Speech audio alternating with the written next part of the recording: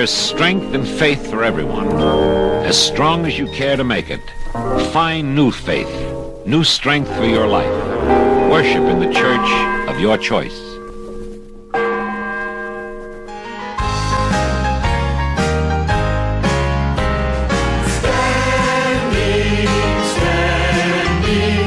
Standing on the promises of God, my Savior. Standing, I'm standing on the promises of God. Standing on the promises of Christ, my King.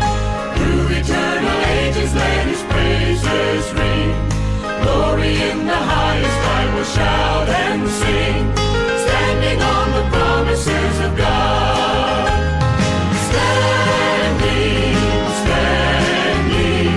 Standing on the promises of God, my Savior. Standing, I'm standing on the promises of God. Standing on the promises that cannot fail. When the howling storms of doubt and fear assail, by the living word of God I shall prevail. Standing on the promises of God.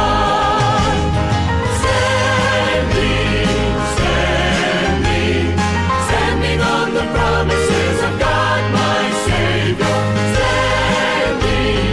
Standing, I'm standing on the promises of God. Standing on the promises I cannot fall. Listening every moment to the Spirit's call. Resting in my Savior as my all in all. Standing on the promises of God.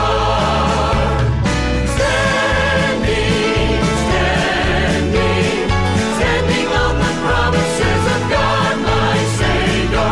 Standing, I'm standing on the promises of God.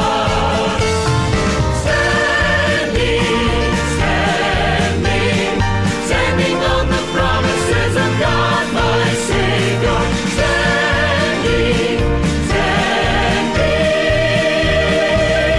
I'm standing on the promises of God.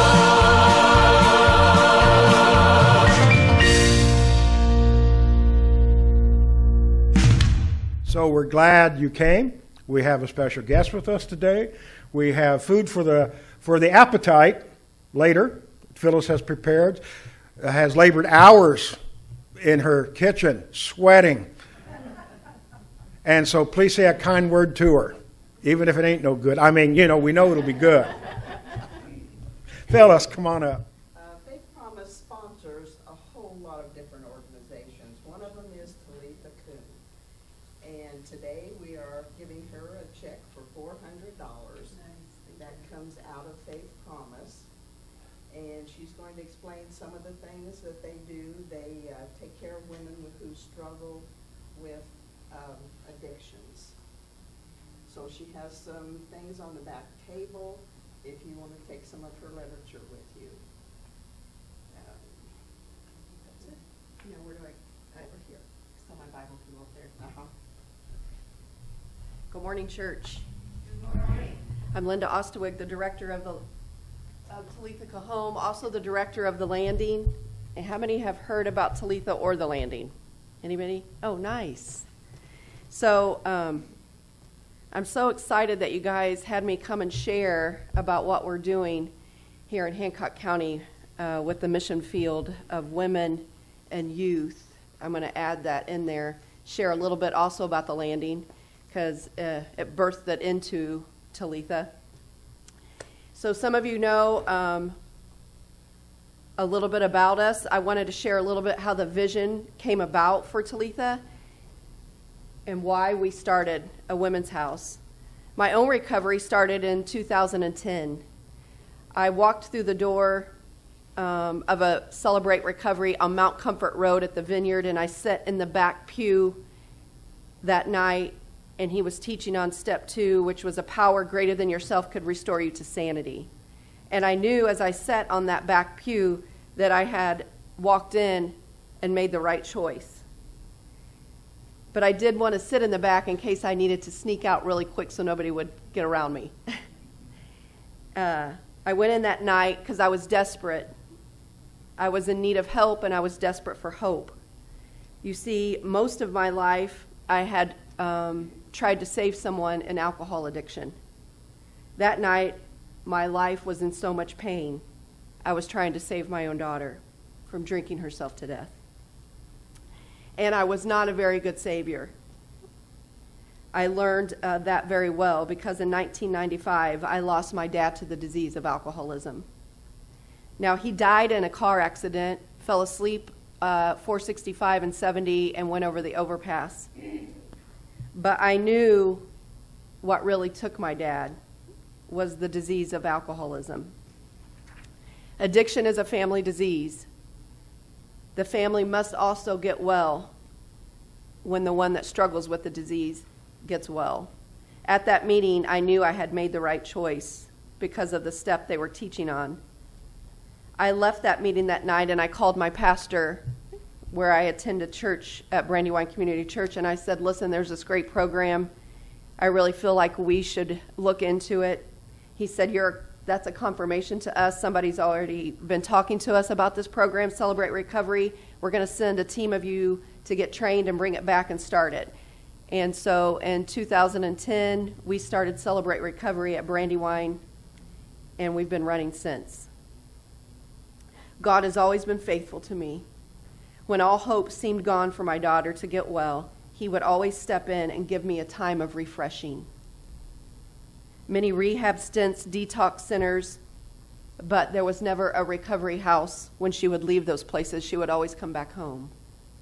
There's not many places for women to go.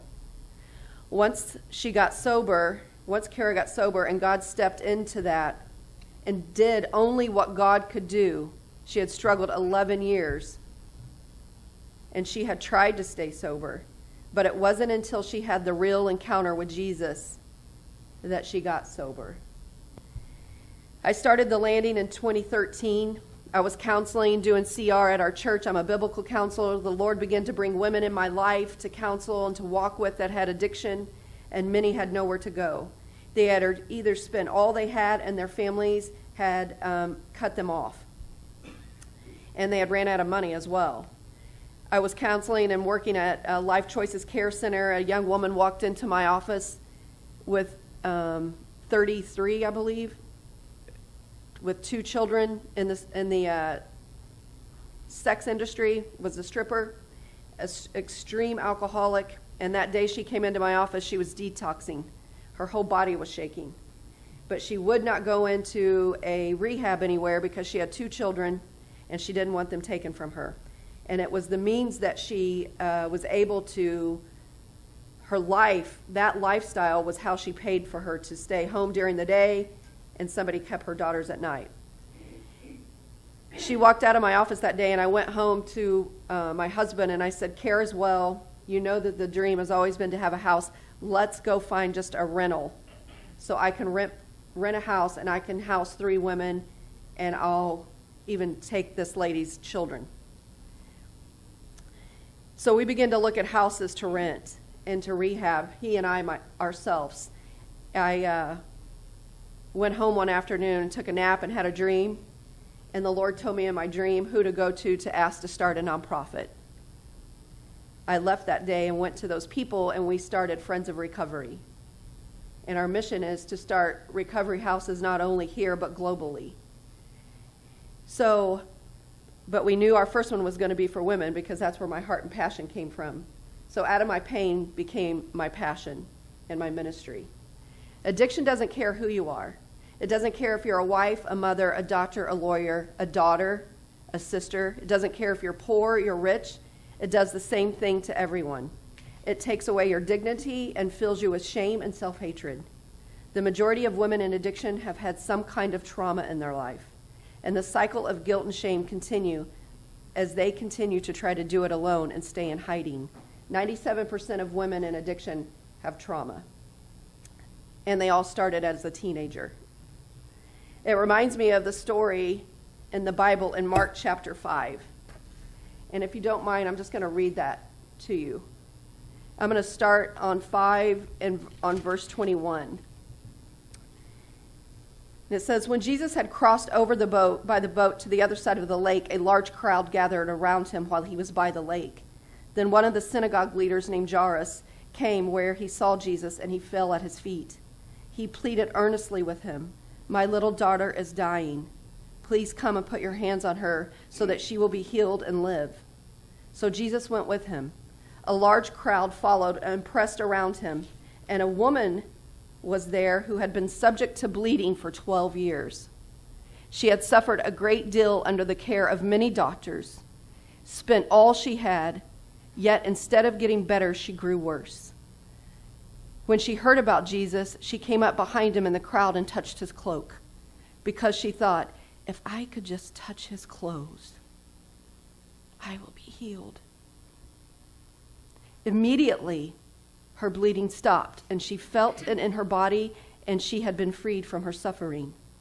At once, Jesus realized the power had gone out from him, and he turned around the crowd and asked, "Who touched my clothes?" "You see the people crowding around you," his disciples answered, "and yet you ask, 'Who touched you?'" But Jesus kept looking around to see who had done it. Then the woman, knowing what had happened to her, came and fell at his feet, trembling with fear, and told him the whole truth. He said to her, Daughter, your faith has healed you. Go in peace and be freed from your suffering." While Jesus was still speaking from the people, some people came from the house of Jairus, the synagogue leader. Your daughter, Jairus, she's dead," they said. "Don't bother the teacher anymore." Overhearing what they had said, Jesus told him, "Don't be afraid, just believe." He did not let anyone follow him except Peter, James, and John, the brother of James. When they came to the home of the synagogue leader, Jesus saw a commotion with people crying and wailing loudly. He went in and said to them, "Why all this commotion and wailing? The child is not dead, but she's asleep." But they laughed at him. After he put all of them out, he took the child's father and mother and the disciples who were with him, and they went in where the child was. He took her by the hand and said to her, "Tabitha Koun," which means, "Little girl, I say to you, get up." This story in the Bible is so much of what we mimicked and modeled Tabitha after. You see, the woman with the condition of the bleeding,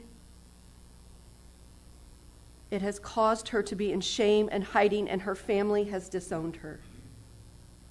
People with addiction, they have a disease, and it's not their choice. It hijacks their brain, and they are set aside, just like the woman in the story has been shunned and set aside for her condition. It's a lot like we will serve the women at Tabitha. People view addiction as it's their choice. They shouldn't have picked up and used. There is a choice when you first use. It's not a choice after you become addicted. They say awful things about them, and it's so sad to look at somebody in the face and see all the shame all over them, how they view themselves. I'm not important. I'm not a good mother. My life doesn't matter.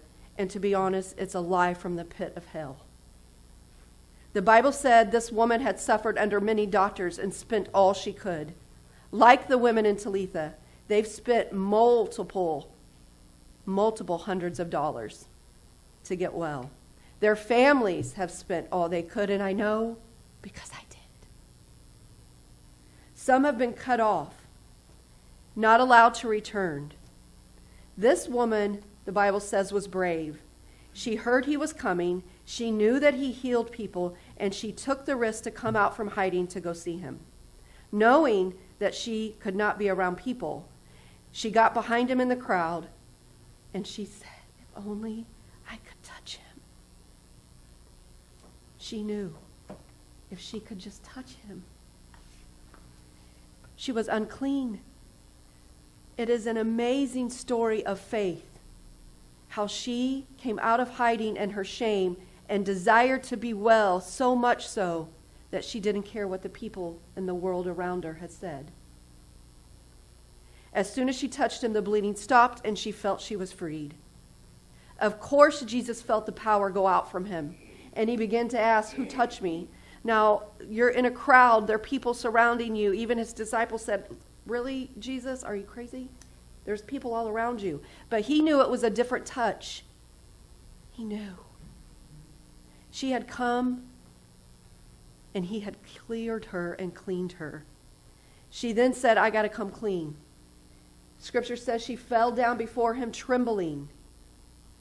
I would say that it has to be really hard to walk in to a recovery house, leaving your family, leaving your children, and come in under an authoritarian structure and not know what's going to happen.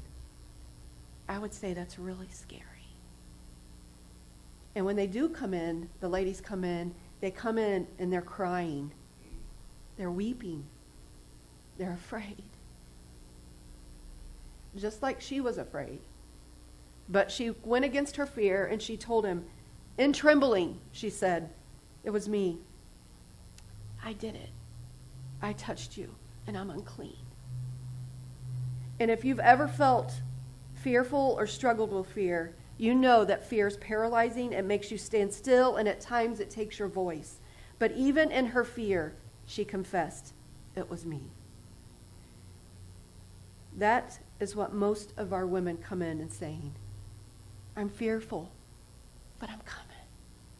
I did this, and this, and this, but I want to be well." Here's the best part. Here's the hope of that story. He said to her, "Daughter." Oh, church. What a beautiful picture if you could see that in your mind. He didn't call her by her shame. He didn't call her by her condition. He didn't put the label on her of what the world had said to her. For the first time, probably in her life, he gave her an identity and security. And he said to her, "Daughter." I can imagine that her posture stood. Her head maybe showed up a little bit higher instead of bent down.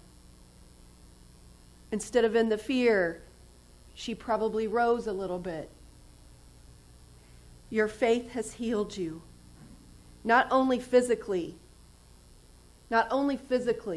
but spiritually as well. Go, daughter, in peace.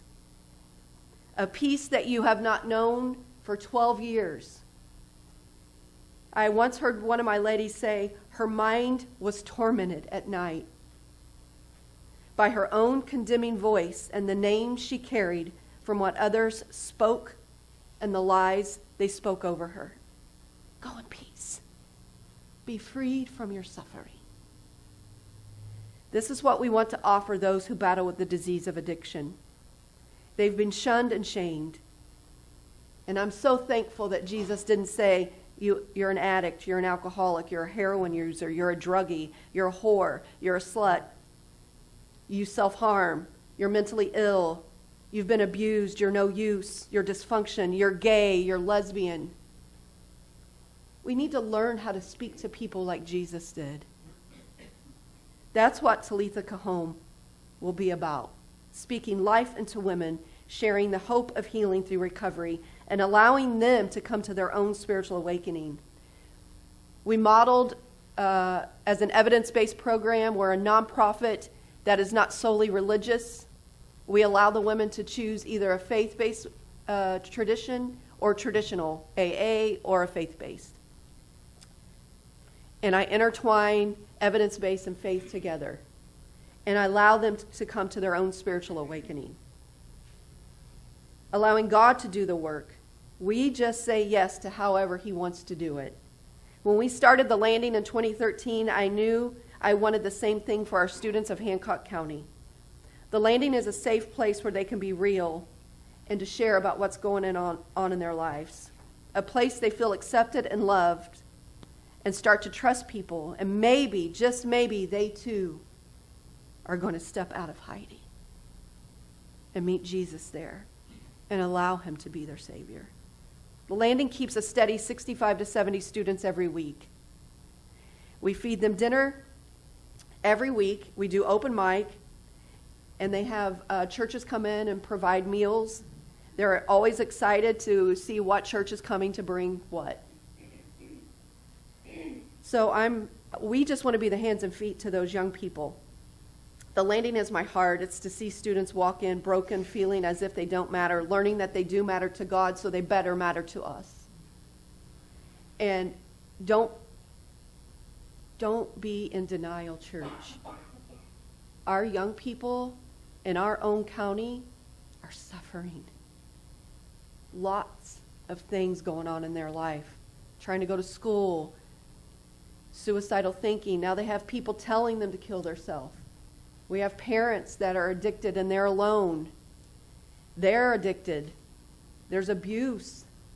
We had a new girl walk in 2 weeks ago that sat on the couch, and we were singing worship songs because we start with worship, and we say, you come into your own faith. This is a recovery program. And if you want to stand and sing, you come and sing. If not, sit quietly. Respect that we do. She sat on the couch, and then afterwards, when the kids started openly sharing what was going on in their life, she stood up at the end and went to the mic. And she said, I didn't want to come here, but my mom made me. My dad is coming out of a coma, was hit by a car, but he also abused me and would literally beat her with a belt from the top of her back to the bottom of her bottom. And she said, I've lost all faith. Where else do you think that young girl could go to share that? Besides a place called the Landing. So we can walk her through the brokenness of her life, show her forgiveness, and allow her to forgive her dad. Where else? It's a powerful program over there. We hear all kinds of stories. We've been running about 5 years, and this year alone we had 25 salvations. I think in the 5 that we've been open, we've had 100 give their life to the Lord. With that said, our kids are aging out, and I came up with a program called The Bridge for those that are 19 and over, and we run that on Tuesday nights.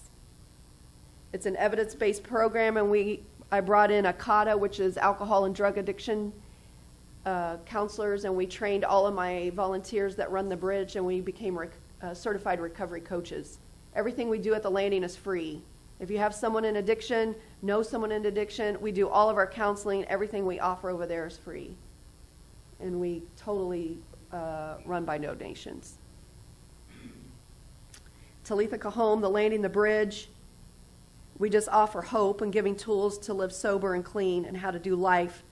Learn how to restore relationships, and learn how to restore your own soul with the creator of your soul. When we were looking to name our house, it was Kara, my daughter, who was studying the healings of Jesus because he had just healed her, radically shifted her, and she couldn't understand what had happened to her because he totally took the desire of the drink away. And she drank for 11 years.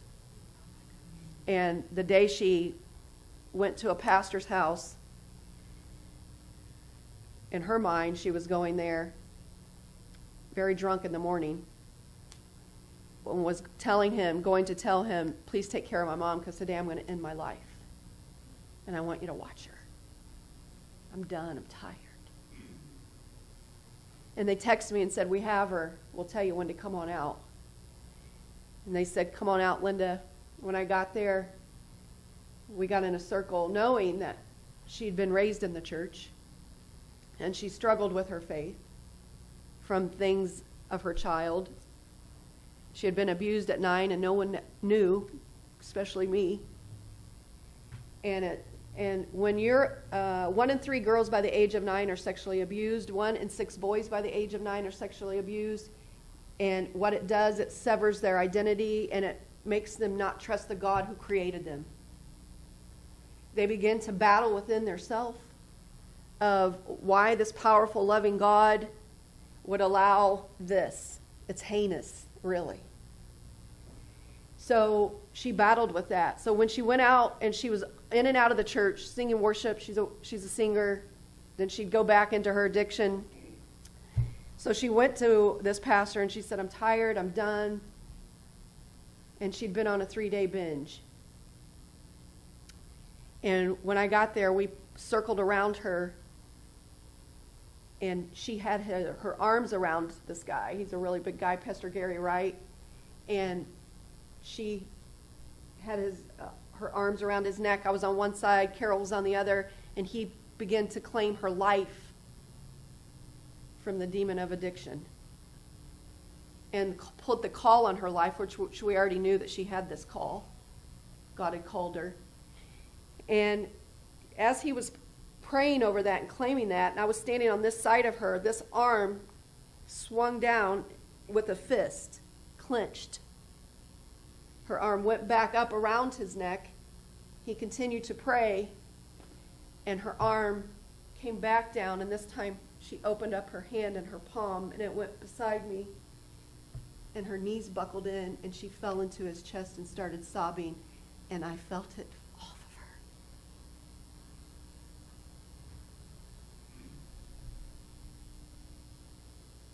And we got in the car, and we usually drove around when she was really drunk with music till I got her to sleep. And we got in the car, she was wide awake. And we got home, and she started looking up scriptures in the Bible. And I went up to my husband, I was like, something's happening. What's going on? She started quoting old scriptures that she loved and claimed in her life when she was young. And she came into me and she said, Mom, God saved me tonight. And I want to go tell Mama, and I want to go tell Luann, who was our intercessor prayer warrior. I had an intercessor team, and we would lay on the floor many, many nights claiming her life. And at midnight, she went around to those people and said, look in my eyes. I'm free. 3.5 years, she never drank a drop from the time of drinking on a daily for 11 years. She moved to Baltimore, got away from her support team, relapsed, came back home, and she's back now in her sobriety still. Who now helps runs the house over there? Who better to know what it's like to be in the pit, to know what it's like to climb out, to know what it's like to relapse and feel shameful? Who better? So when she came to me and said, Mom, don't name that house Grace House or anything. Here's the name, Tabitha Koun. Because that's what Jesus did to me. Little girl, I say to you, rise up. Because we know a lot of women have little girls inside of their souls that are wounded, that need to rise up. We need sponsors for our women. We need volunteers to drive them to meetings for 30 days. They aren't allowed to leave the house. They only go to meetings. After 30 days, they have to get a job. It's a very low monthly rent of $120 a week, but they don't even have that.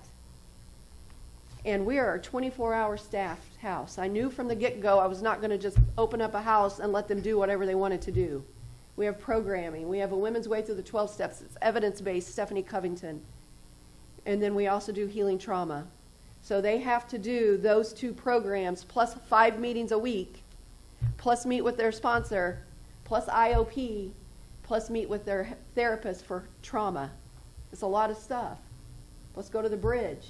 But we didn't set a house up just to get somebody to come in and live and go in and out. We set a house up so the little girl could rise up.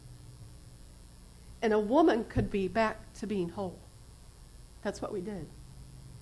So the Lord has said, go to the churches, ask them to be a part of something bigger than themselves. You need the money, and I said, Lord, I didn't do this to go ask people for money, but I'll do whatever you say. So we need the money to help sustain us, because I have 5 staff. And I just feel really led to let you know, if you struggle, if you're here and you struggle, silently, there's hope. If you're here today and you have a child that struggles, believe me, don't give up. If you want prayer, I'll pray with you back there. But I appreciate you letting me come and share the vision. God bless you.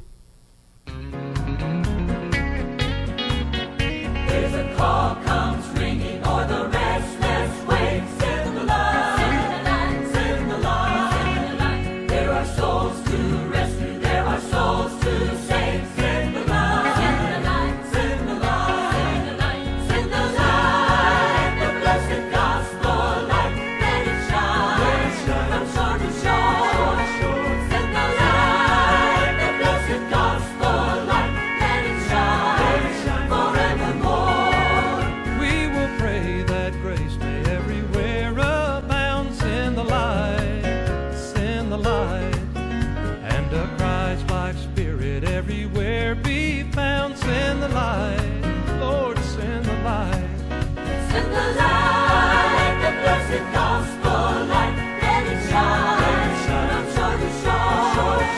Send the light, the blessed gospel light, let it shine forevermore.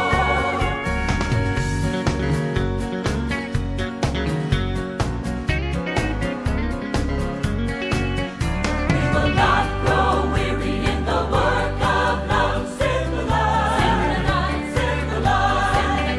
Let us gather jewels for a crown of love. Send the light, send the light.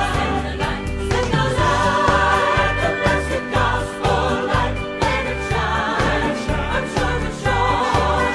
Send the light, the blessed gospel light, let it shine forevermore.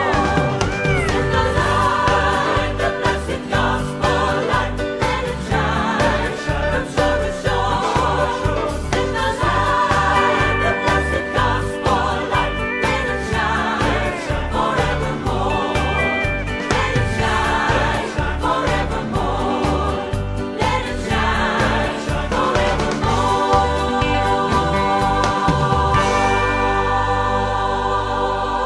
Let church be a part of your week.